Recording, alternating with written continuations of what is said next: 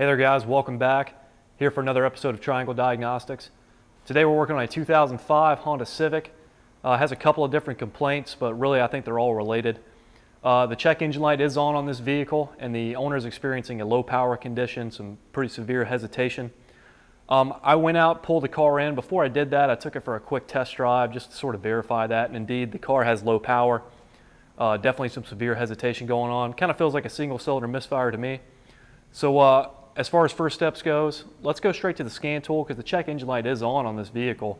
And let's see what fault codes we have, and then we'll sort of move forward from there and determining what the cause of this misfire and most likely this check engine light, because I'm pretty sure there's going to be misfire codes in memory.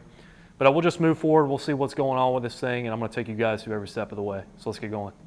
All right guys, so we're here on the Verus. We're just going to go ahead and identify the vehicle together. Again, we're working on a Honda here. We'll do the automatic ID. Already have the module in the car, the key is on. So based off of my test drive, guys, and the way this vehicle felt, I definitely expect to see some misfire trouble codes here. Here's our vehicle in case you guys are wondering. Again, 1.7. Hit OK on that. We're going to go straight to engine on this. Go to codes. We'll do permanent codes here. So as we can see, guys, we have two different fault codes in memory. We have a P0302, misfire number 2, as well as this P0304, misfire number 4. So the engine computer is definitely picking up on this misfire too, guys. So really our next step needs to be, how do we duplicate it? How do we troubleshoot it? Really, when you're dealing with these ignition misfire issues like this, or these misfire issues altogether, really what is key in determining what the fault truly is you need to be able to duplicate it, preferably in the bay, so testing is pretty easy. So I've got the vehicle in the bay already, obviously, guys. We're going to get inside of the vehicle. We're going to do some rev ups, some power braking, some stuff like that. And really, we're just going to attempt to get the vehicle to misfire. So that's what we're going to do next. All right, guys, we're inside the car now. I'm just going to go ahead and start it up. So remember, what we're really trying to do here, guys, we're just trying to see if we can duplicate this in the bay, because that's going to make it real easy for us to troubleshoot this thing without having to test drive it or any nonsense like that. So the first thing I want to do is I just want to give it some snap throttles while I listen to the way this engine runs. And really what I'm listening for is any sort of skip or anything like that. So I'm just going to give it a few snaps. Typically, if you let them come all the way back to idle and you give it a real violent snap right off of idle, you can get them to misfire. This one, really no dice. I don't really feel a misfire. It seems to be revving okay. So no dice on the snap throttle, guys. I'm just going to go ahead and drop this thing down and drive. So what I'm going to do now, guys, is one of my favorite techniques for duplicating misfires, and that's really all we're doing is we're going to be placing a huge load on the vehicle. The way we're going to do that is, I've just got the vehicle, it's in drive, got the park brake set for safety. If you look down there, I've got 1 foot on the brake, 1 foot on the accelerator pedal. I'm going to mash down on this brake real hard. I'm just going to give this thing some gas, and what it's basically going to do is load up the transmission and place a good load on the engine, and we're going to see if we can get this thing to misfire that way. So I'm going to execute that now. There we go. Get you guys zoomed into the tach.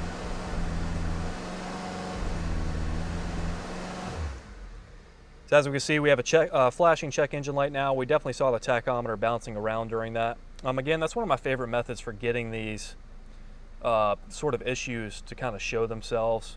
A lot of times, the only way to truly do it is during a test drive, typically during pretty hard acceleration. So definitely good that we could get this to happen in the bay for sure.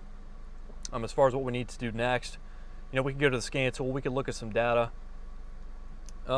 Let's go ahead and do that. And mainly it's just because I know what data is there, and I just kind of want to show you guys that, and I think that may help some of you guys in the future. So let's go to the scan tool next. We'll leave the vehicle running. Let's see what data is available to us. All right, guys, so we're back on the Verus, and just to show you some of the data that we have available on this vehicle, I can tell you it's not a whole lot. We'll head back on here. Vehicle's running in the background. We'll just go to data.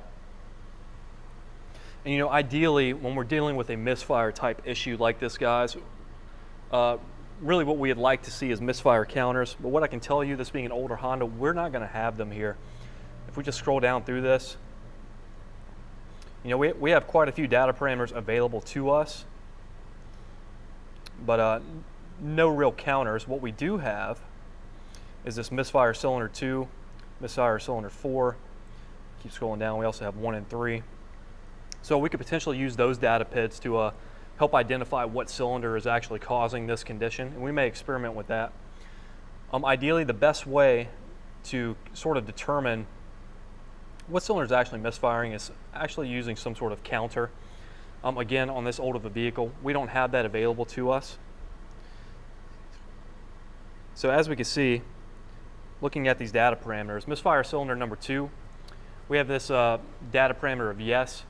For all of the rest of these, we have no. To be honest with you guys, I'm not 100% how Honda does this data parameter. I'm not sure exactly what it means, but we can clearly see that for cylinder number 2, misfire cylinder 2 up here, we have a value indicated of yes. The vehicle's running in the background, guys. It's running well. It's not misfiring. Remember, again, the only time this vehicle really misses is when we put a pretty significant load on it. But one thing we can do going forward, we can go back in the vehicle, we'll watch these data parameters, and we'll re-execute that brake boost test, and we'll see, maybe we should use cycle the key off so we can see if this reads no potentially. But we'll try that. We'll go back in the vehicle and we'll see what sort of response we get from these data parameters and see if that can help us identify a misfiring cylinder, help us identify which one positively is misfiring during that event. All right, guys, we're back inside the vehicle now, and really what we're attempting to do is kind of see what sort of value these data parameters we have here are. Key is currently on, engine is off. As we can see, they all say no at this time, so I'm just going to go ahead and start the vehicle back up. There we go, she's running again. We'll take another look at these data parameters. They all still currently say no. So while we watch these guys, I'm going to re-execute that brake boost test, and we're going to see what sort of response we get from them. So I'm just dropping this thing back down in drive. Definitely have the park brake applied here. So I'm just going to start giving it some gas. I can feel it starting to misfire here. As we can see, misfire cylinder 2 data parameter changed to yes. So definitely some value in these data PIDs here, guys. You just kind of have to understand how they work and how they're used. It seems to me, you know, from doing this test a little bit, what it looks like is happening here is this number is moving from no to yes, and really what it's doing, I think, I could be wrong, is it's indicating misfires detected on a certain ignition cycle. You can see what I'm going to do is I'm just going to cycle the key off and then back on. We're going to lose communication here. Just retie back into that. And what we're going to see is all of these are going to say no at this point. So as we can see, after cycling the key off, all of our misfire data parameters read no now.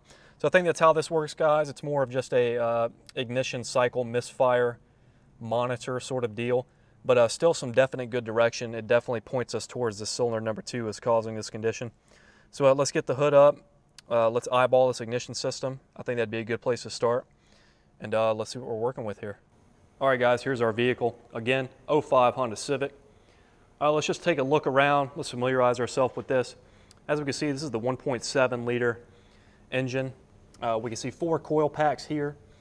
This is the front of the engine on this side, the driver's side here, guys. This is cylinder number 1, cylinder number 2, cylinder 3, cylinder 4, respectively. We had trouble codes for 2 cylinders, cylinders number 2 and 4.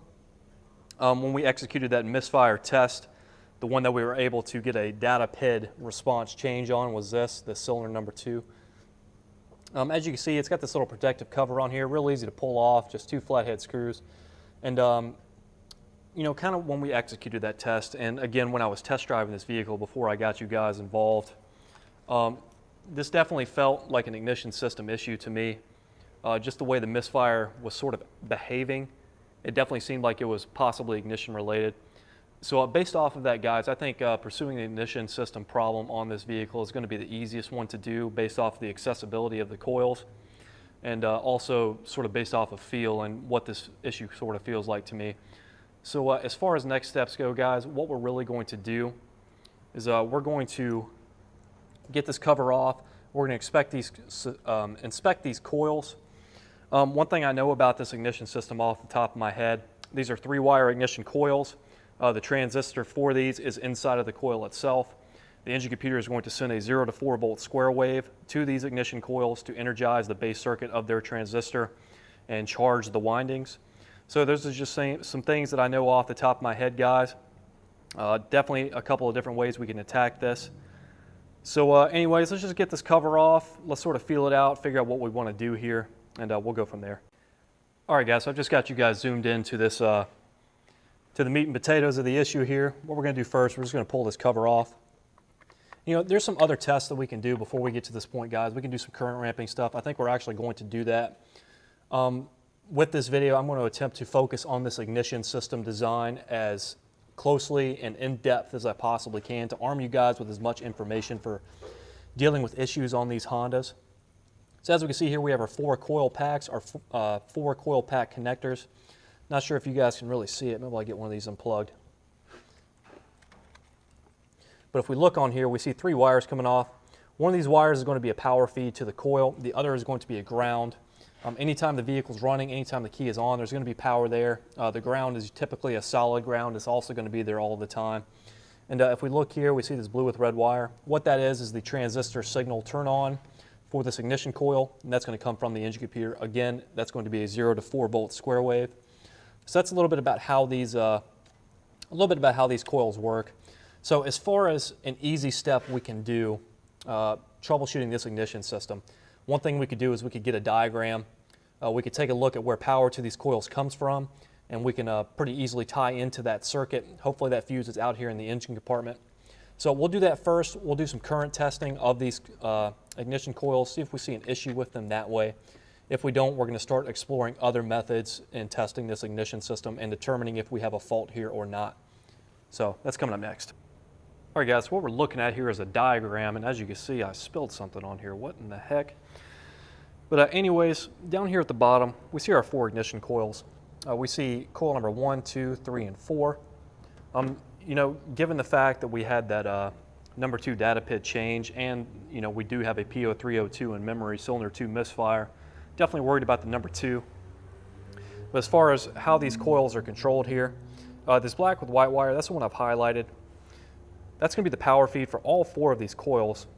They all come up here to a kind of a junction connector on the cylinder head. And then if we follow that wire all the way up, it goes to this fuse number 1. The fuse location for that is the underdash fuse relay box. So we'll just jet back down.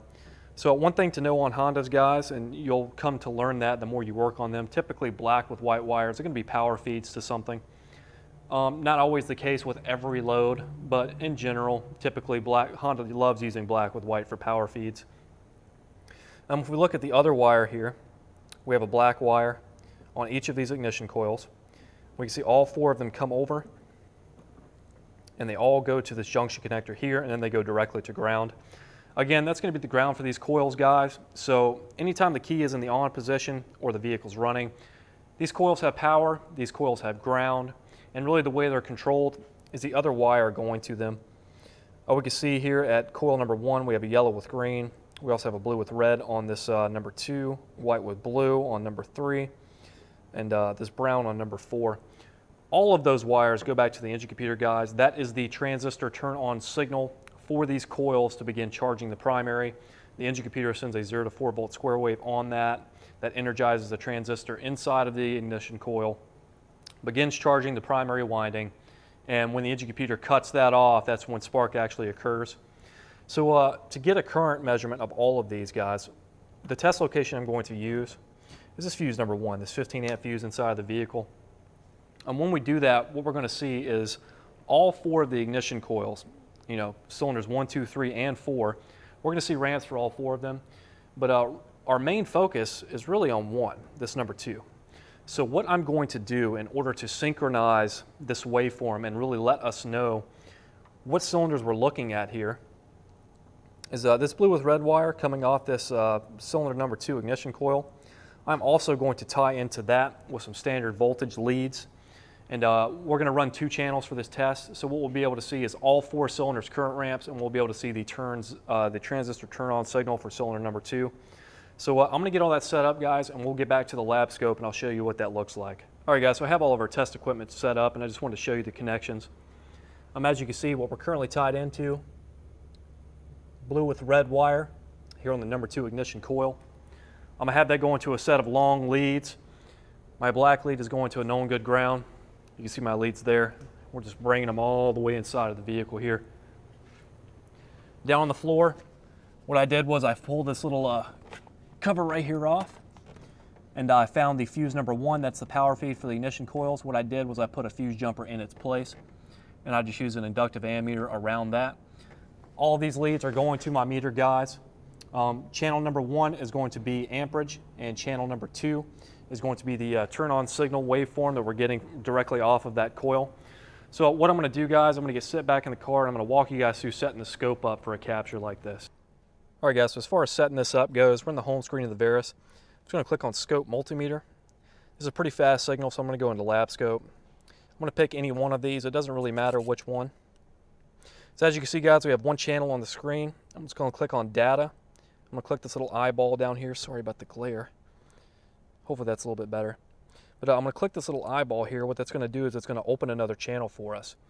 Now remember, channel number 1 is hooked to our amp probe. So I'm just going to click on this probe. I'm going to go to low amps 20. I expected this ignition coil is going to be around 10 amps of current flow. So as far as scaling goes, I'm going to go over here to the scale key. We see it's currently on a 20 amp scale. That should probably be pretty good for what we're going to be using it for. If we look down here at our test lead probe, the one that's going to the ignition turn on signal, we can see it's around 10 volts. Again, I know this is a 0 to 4 volt square wave, so that's also pretty good. Last thing we need to worry about, guys, is our screen time. So what I did here, I clicked setup, I went to sweep, and again, these are pretty fast signals. We're going to initially take a pretty zoomed in capture here. So I'm going to set that on a 10 millisecond screen. Click back, close all this out. So what we have here, guys, are 2 different channels. One of them is going to be voltage. One of them is going to be voltage for the turn on signal for this number 2 ignition coil. The other is going to be current for all 4 ignition coils, taking at that location down there in the ignition coil power feed fuse. So we're just going to keep an eye on this, guys. What I may actually do is I'm going to set a trigger on this green trace. Remember, our green trace is the one with the number 2 turn on signal. So I just hit this little trigger key there. Get back out of that, drag this trigger into view. There we go, that should work. So I'm just going to grab the keys, guys. We'll start this puppy up, and we're going to take a look at what we have here. If my connections are good, we should have a waveform going across the screen. As we can see, we do. You can see this green channel. It's kind of blocking out this current ramp that I'm trying to look at. We can see that this looks to be about a 0 to almost 5 volt square wave, so I misspoke earlier when I said this was a 0 to 4. It looks like it's potentially a little bit higher than that. But I'm just going to adjust the scale of that to make it a little bit smaller here. So I'm going to go to a 20 volt scale there. Click back out of that. There we go, it's a pretty good picture. Maybe I want to see some more detail. So what I'm going to do is I'm just going to click on setup, or go to sweep. I'm going to put this on a 5 millisecond screen now, guys. So there we are, 5 millisecond screen.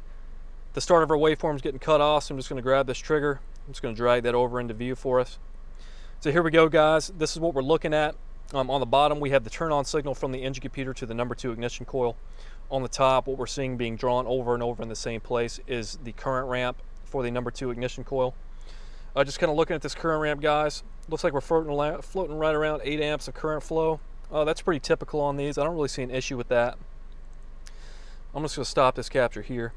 If we look at the beginning of this current ramp, and it's a little difficult to see, the Veris doesn't have the best revolution here, guys. I could probably turn peak detect on and get a little bit better of a capture here. Let me actually do that. So we won't peak detect the square wave we're looking at, but we'll definitely peak detect the current ramp. So if we look at the beginning of this current ramp, let me stop this. Oh man, come on now. There we go. So if we look real close at the beginning of this current ramp, what we see here, this little oscillating event there, that's known as a turn-on oscillation. And really what that implies is a good secondary winding in the ignition coil. We could see this square wave is exactly in line with this ignition coil. As soon as this square wave goes high, we can see current starts flowing through this ignition coil. This primary winding begins being saturated. And then at the point the square wave ends here, we can see that our amperage then stops. That is when spark takes place on this. So what we're looking at here, guys, is the number 2 coil. What we're going to do at this point, I've got this capacitor stopped. We're going to go out, get this set up on the bench, and we're going to zoom out, and we're going to take a look at all 4 coils. All right, guys, now that we've collected some data off of the car, I just wanted to sort of review it and see what we're looking at here. As you can see, I've got a waveform displayed on the screen. This is some of the captured data that we got here. And if we take a look on here, we see 4 different firing events. We only see one of these square waves. Remember, guys, we sync this turn-on signal with the cylinder number 2. And knowing firing order on this vehicle, I believe it's 1, 3, 4, 2, we can determine what cylinder's which on this. This being cylinder number 2 here, guys, remember 1, 3, 4, 2. This is going to be cylinder 1 here. This is going to be cylinder 4 here. And this is going to be cylinder 3 here. So if we were to count this, 1, 3, 4, 2, and then that would continue on forward in the buffer. Some things that I'm looking at here, guys, I'm just sort of comparing these coils to one another, and one thing I can see right off the bat is that their peak amperage is all pretty much the same. We're all floating right around this 8 amp number, and that's pretty typical on these Hondas. I don't really see an issue there. If we wanted to take a closer look at this turn-on signal here, I've just got a cursor put right in the middle of it. As we can see, 4.66 volts is the turn-on signal the engine computer is sending to this to energize this coil, or more to energize the transistor, which is going to in turn energize the coil. So not a whole lot of voltage there at all. But what I'm going to do at this point, guys, let me turn these cursors off. I'm just going to kind of scroll through this buffer, see if I see any abnormalities. I don't believe that I'm going to. This definitely feels like a secondary ignition problem to me, and typically you're not going to see these on current ramps. Let me actually zoom in a little bit more. So I'm just kind of scrolling through these. I'm just seeing if anything sticks out to me, guys, anything crazy. And I'm not, all of these coils look the same, guys, so kind of based off of the current ramp, I'm definitely not suspecting an issue with these ignition coils. I'm more leaning towards some sort of secondary ignition problem. So what we're going to do next is we're going to go to the vehicle. We're going to use a capacitive probe, a secondary ignition probe, and we're going to attempt to get some secondary captures, and I think that'll give us some good direction in what we're dealing with here. All right, guys, so in order to do a secondary ignition test of these coils, and being that they're 3-wire design, we can't look at primary voltage. That would be helpful. You can use that, on 2-wire coil designs. These being 3, we definitely can't use that, guys. So what we're going to need to do is we're going to need to use a tool such as this. Hopefully this is picking up pretty well. This is a secondary ignition probe. This is sold by AES Wave. I believe they call this one of their paddle probe units. But basically what this is, guys, it's a capacitive pickup, and what we can do with this is we can lay this on top of each individual coil, and we can attempt to pick up a secondary pattern that way.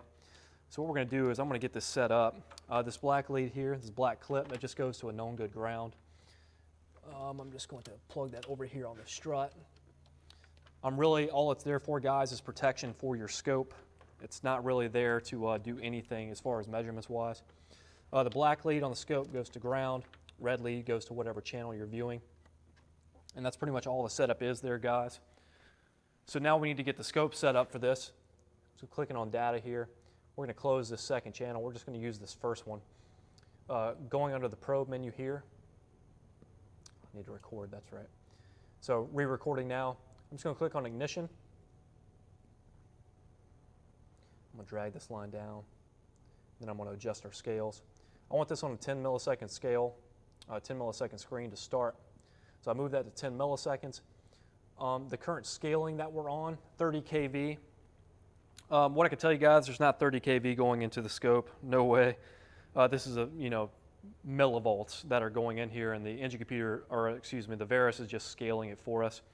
So this is the basic setup, guys. So what we're going to do is we're going to start the car up, and I'm just going to move these from coil to coil, and we're going to monitor this waveform. I'm actually going to set a trigger on this because that's going to make it a lot easier for us to keep that waveform from bouncing around. So I'm just setting a trigger here in the middle of the screen. I'm going to set its level somewhere around 9 kV. That should be good. And that's really it, guys. So I'm just going to go ahead and start the car up now.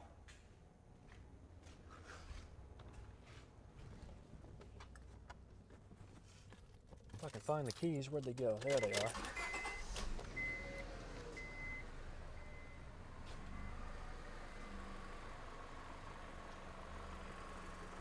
All right, guys. So you can see the vehicle started now. And I'm going to attempt to get a capture of these. Hopefully you guys can see the Varus okay. I'm just laying this over top of this coil. I might push down on it just a little bit. I'm going to move it around, try and find a sweet spot. And one thing I will say, guys, there are many different coils that you are not going to be able to do this on. You're just not going to be able to get a good secondary capture using this tool. That's okay, there's other methods. Just kind of moving this around the face of the coil, trying to make good contact with it. Definitely don't have anything on the screen, guys, so this doesn't appear that it's going to work on this vehicle. So really, we're going to have to do it a different way, and that's okay. I'm just going to shut the car off.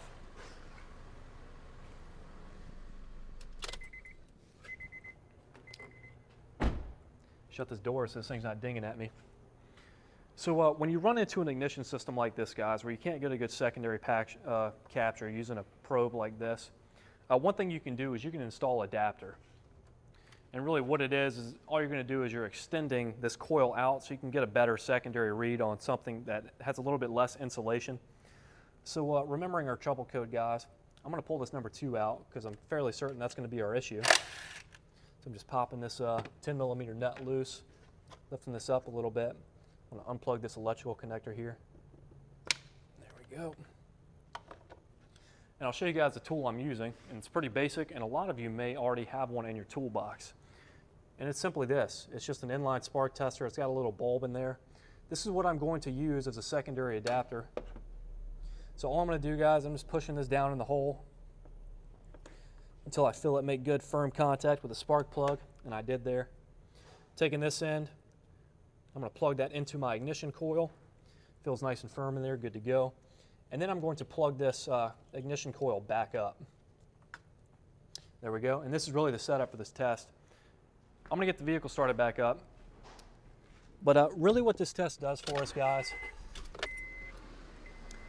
is this test gives us a less insulated secondary surface to get a better measurement with using the secondary probe. That's really all it's there for. That's really all it's doing. We can kind of see maybe in the camera, you can see this bulb flashing. I'm not sure if that's picking up or not. But we don't really care about that, guys. We're here for the waveform, that's it. So again, taking my secondary probe, I'm just going to go somewhere on this wire. And we can see, we now have a measurement across the screen. Our spike is pretty low, maybe around 17 kV. I'm just going to sort of move this around just to attempt to get the best picture I can. Hopefully you guys can see this waveform popping across the screen here. Actually, I'm going to get you guys zoomed in, but this is what I'm doing, guys. I'm just moving this along this wire, attempting to get the best capture. So let me get you guys zoomed in to the Varus.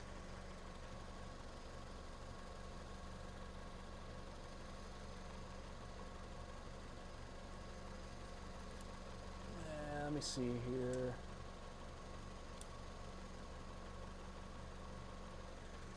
There you go, guys. It's going to have to do. So I've just got you guys focused in on the Varus. I'm just, again, moving this paddle probe around. As we can see, we see a waveform here. What I'm going to do, just to get this line a little bit higher, is I'm just going to adjust the scales. We're currently on a 30 kV scale. I think I'm going to drop that down to maybe a 20. There we go. 20 kV scale there, guys. As you can see, we have a firing event taking place. While we monitor that, I'm just going to give it some throttle here. Just grabbing the throttle cable.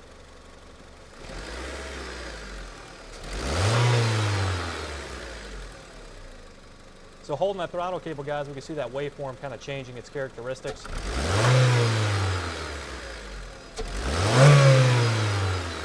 Hopefully you guys can see that. I saw a little bit of something there. Get some real bad hash.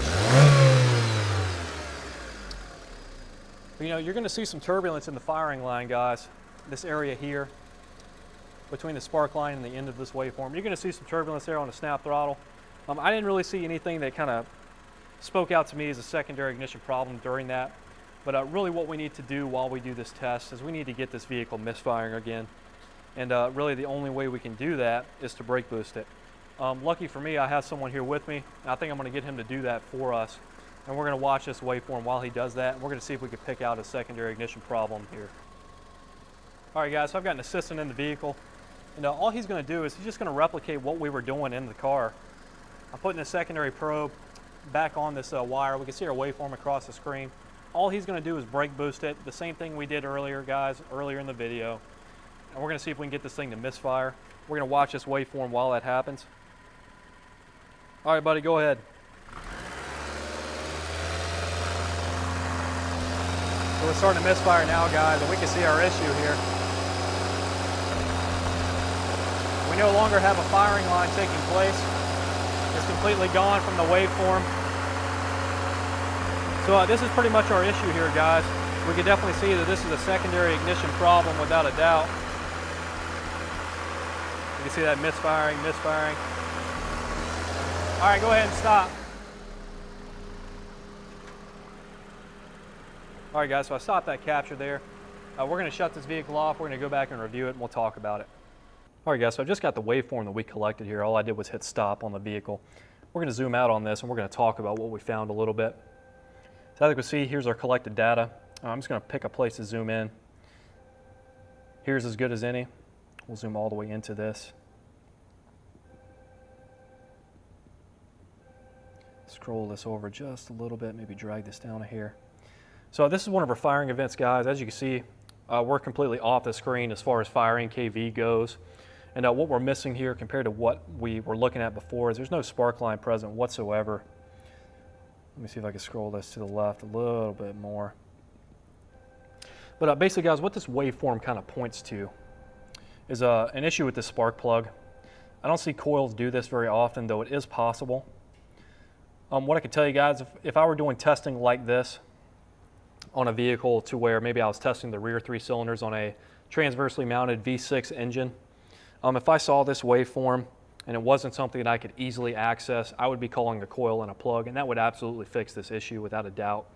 But given that we have such good access to this ignition coil, what we're going to do, guys, is we're just going to switch that coil to a different cylinder, see if this pattern follows. I don't believe that it will. We also need to take a quick look at cylinder number 2 and see what's going on with that one too. See if that was a potentially misidentified cylinder or if there is actually a problem going on there. We'll do that first. Let's do the same test on cylinder number 2, and we'll sort of compare this bad cylinder that we're looking at here to cylinder 2. Then we'll quickly switch that coil around, and then we'll make a call. All right, guys, what I want to do now is I just want to repeat this test on cylinder 2. So I'm just pulling this probe back out of here, pulling it back out of this ignition coil. I'm going to unplug this one so we can pop her back into her hole. There we go. Plug that back in. I'm just going to leave the nut out for now, guys. Remember our other trouble code, cylinder number 4. Popping that nut off. Put it up here out of the way. Unplug the connector. Use that. Take my little adapter here, as it were. I'm just shoving this down. It's a little bit of a tight fit in this hole. Some lube probably wouldn't hurt. Probably wouldn't hurt in plenty of other applications too, but getting this plug back into this coil nice and tight. And there we go, simple as that, guys.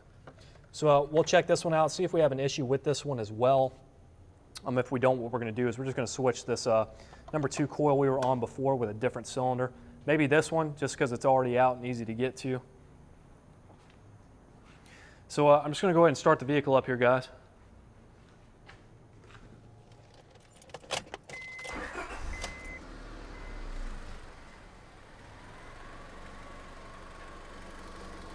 Hit record on this.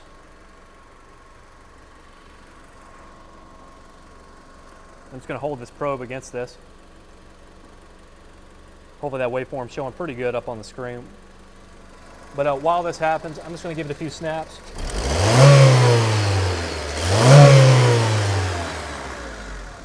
See if I see anything. My buddy ran off. I don't know where he went.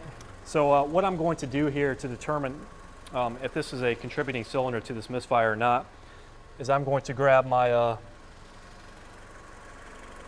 little alligator clip here. And all I'm going to do is I'm just going to clip it on there like that, real quick, real dirty. I'm going to get you guys focused into the Varus. See if I can move this thing to get it out of the glare. Oh, look at that, beautiful. That should work pretty good. So I'm not going to be able to see it, guys, but you guys can, and I can always go back and review this test. But I'm just jumping in the vehicle now, and I'm just going to re-execute that brake boost. Throwing it back in drive, giving it some gas.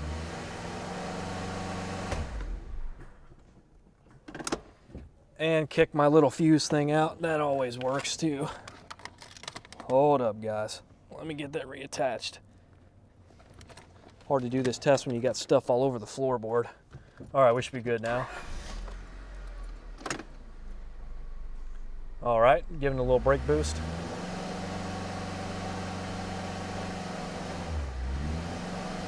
Doesn't seem to want to misfire now for some reason. There it goes. All right, starting to misfire here now, guys. Pretty huge load on this. Throw this back in park, shut it off. I'm gonna run over there real quick and hit stop on this. Hopefully I caught it. So again, guys, I wasn't able to see it, but you guys definitely were. Oh, I totally missed it, man. That stinks. So I'm going to do it again, but I'm going to need to adjust my scales here. We'll go to a 20 millisecond scale. Actually, we'll go 50, just because I should still be able to see it on that. So one more time, guys, I'm just going to do it again. You guys already saw it, but really I need to see it because I didn't. So there we go. You know, if I were working by myself, I could turn this around and see it, but the lighting in here, I'm just trying to get you guys the best shot. Oh, I did it again, gosh.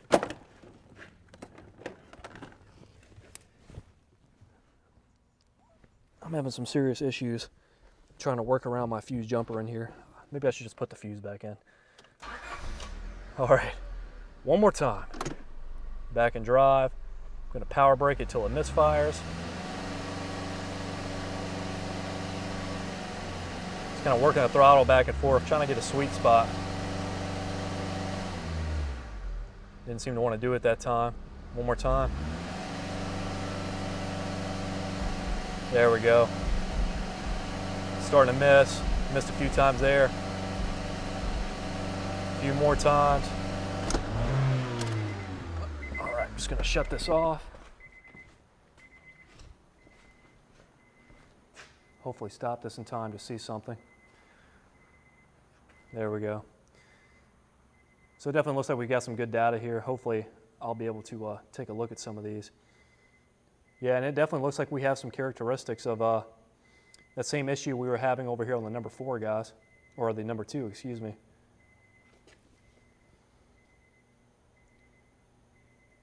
It's hard to say. I mean, this is really the best shot I can get, but definitely has some of those same characteristics, at least in the zoomed out view. But again, guys, this being a secondary ignition problem, I'm fairly certain what we're looking at here is bad plugs. So what we'll do, just to quickly verify that, we'll switch one of these coils around and we'll redo this capture, and really that should give us kind of proof that this is in fact a spark plug problem. I'm going to get some ordered just because I'm fairly certain that's what's going on with this thing. We just got a batch of bad plugs here. Vehicle has about 150,000 miles on it, so it's about that time anyways. But anyways, we'll switch one of the coils and we'll redo the test. All right, go ahead and start it up.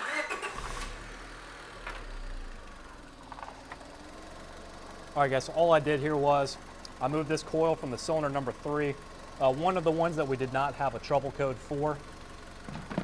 I just switched that coil with the one that we were already on, cylinder number 4. So what we're going to do is we're just going to redo that brake boost test with me out here this time. So I'm just holding this up.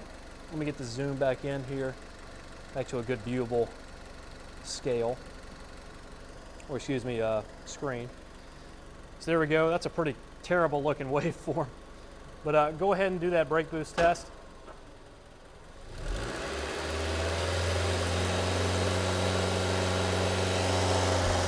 So just watching this when the vehicle starts to misfire. And man, that is a real ugly looking waveform, guys, but we're hanging on to the firing line. Let me adjust my scale a little bit.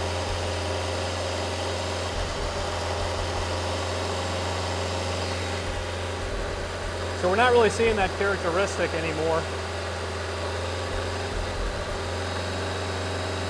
But man, it definitely looks ugly, that's for sure. All right, go ahead and let off.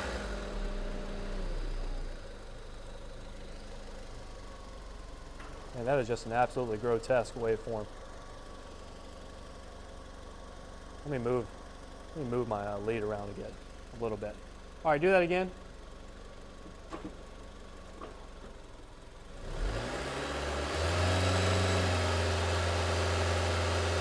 Looks a little bit better in a different test location. Vehicle starting to misfire again. All right, that's good.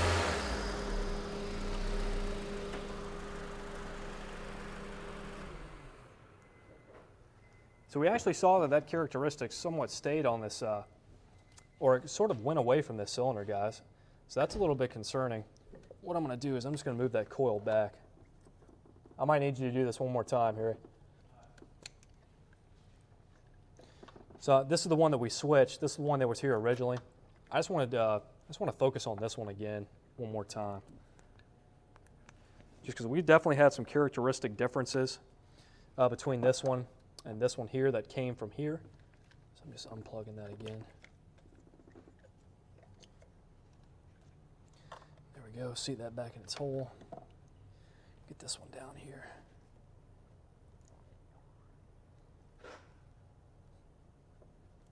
I feel like I'm seated all the way there. Okay.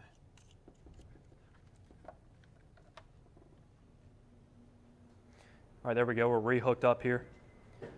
He's going to get it running again for us. We're still recording. So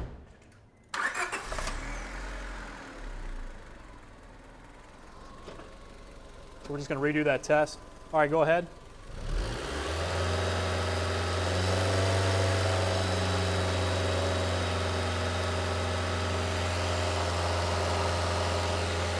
It takes a lot of load to get this thing to misfire, guys.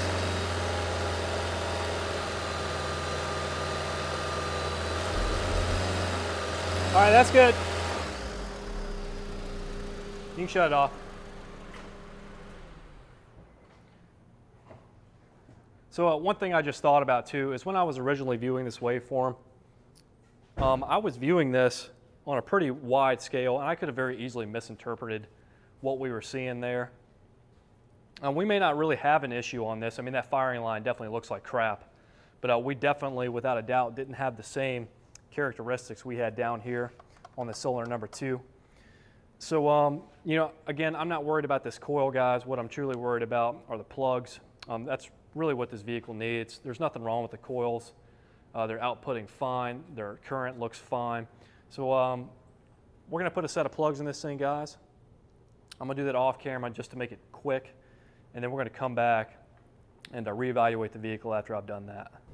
All right, guys, I'm in the middle of doing this tune-up here, and I just got the plugs out. This is cylinder 1, 2, 3, and 4. Remember the one that we were able to get to misfire consistently, and we definitely had some waveform issues with, was this one right here. And if we look at the electrode on this one, it's completely closed off with contaminants, guys. Really what that means for us is there's the potential that this engine has some engine mechanical problems, whether it be some head gasket issues, excessive oil consumption, or something like that. That doesn't change the cause of this misfire. It's definitely caused by this plug. You know, this is more just sort of confirmation of the repair, or excuse me, of our diagnosis here. Definitely this contaminated plug is what's causing this issue. But whenever you guys see something like this, you really need to be aware that the potential is there for engine mechanical damage to be present, whether it's excessive oil burning, maybe a head gasket leak or anything like that. So just keep that in mind, guys. It doesn't change our diagnosis. This is definitely a spark plug issue. So I'm going to get the plugs back in, and then we're going to do the after shot. All right, guys, so I've got the tune-up all done. We're back on the number 2. This is the one we had the fault code for originally. And we're just going to redo that capture. Now that we have a good set of plugs in here, none of that fouled out mess that we had before. And we're going to see how a normal, good secondary waveform responds. Go ahead and start it up.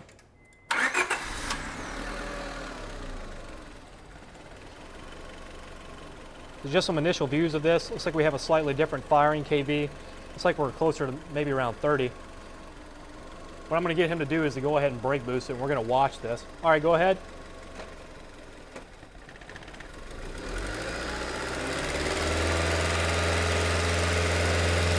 We're just brake boosting this thing now, guys. See some noise in the spark line, but it's still there. Getting on it a little harder. The vehicle's not misfiring. The spark line is staying there even though it's very turbulent. All right, that's good. You can go ahead and shut it off.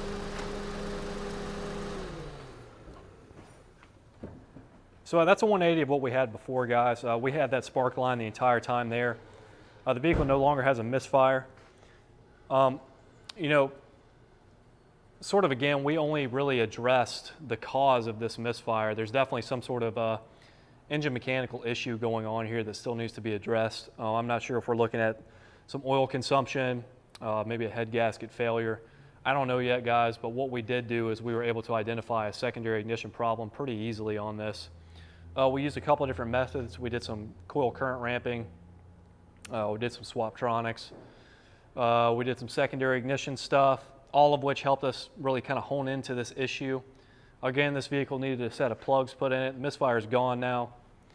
We definitely saw some turbulence in that spark line, guys. One thing I've noticed using the Varus for some of these secondary tests, you'll typically pick up a lot of noise there, especially when you're using a capacitive pickup, like we were using on this vehicle here. You're definitely going to pick up a little bit more noise with these versus a good set of like secondary leads on a distributor system or something like that. But without a doubt, the car's fixed. We definitely came to the right determination, and hopefully this gave you guys some more information as far as using secondary ignition to identify ignition system problems. Hopefully it also gave you guys some more information about how these Honda coil unplugs work. Them being a 3-wire coil design, 1 wire for the transistor. We took a look at that signal, saw that. There's a couple more things you can do with these guys. You can do some bypass testing and stuff like that. I just don't have time to do that on this video. But I really hope that this helps you guys out and gives you guys some good information for troubleshooting these Hondas out in the field. Any questions, leave them down in the comments. And thanks so much for watching, guys.